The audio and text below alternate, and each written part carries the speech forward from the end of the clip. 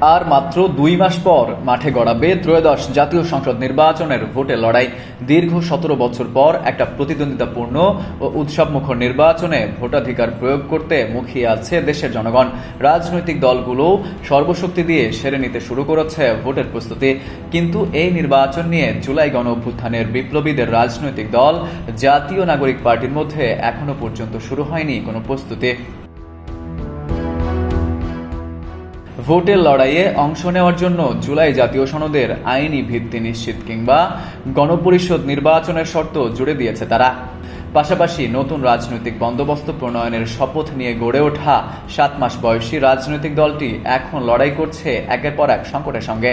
দলীয় সূত্র জানায়, জুলাই গণ অভ্যুত্থানে নেতৃত্বদানকারী নেতাদের দল এনসিপির অনেক সম্ভাবনা এবং সুযোগ থাকলেও তা কাজে লাগাতে ব্যর্থ হয়েছে তারা। তৃণমূলে গড়ে ওঠেনি শক্তিশালী সাংগঠনিক কাঠামো। দলের আহ্বায়ক নাহিদ ইসলাম সম্প্রতি দলের জাতীয় সমন্বয় সভায় এ নিয়ে কথা বলেছেন। তিনি বলেন, সাংগঠনিকভাবে আমাদের যতটা শক্তিশালী হওয়ার কথা ছিল বিশ্ববিদ্যালয়গুলোতে এবং সারা দেশে এই 1 বছরে সেই সাংগঠনিক শক্তি অর্জন করতে পারিনি। এদিকে এখন পর্যন্ত পুরো দলের জন্য একটা সুষম অর্থনৈতিক ব্যবস্থা গড়ে তুলতে ব্যর্থ হয়েছে এনসিপি।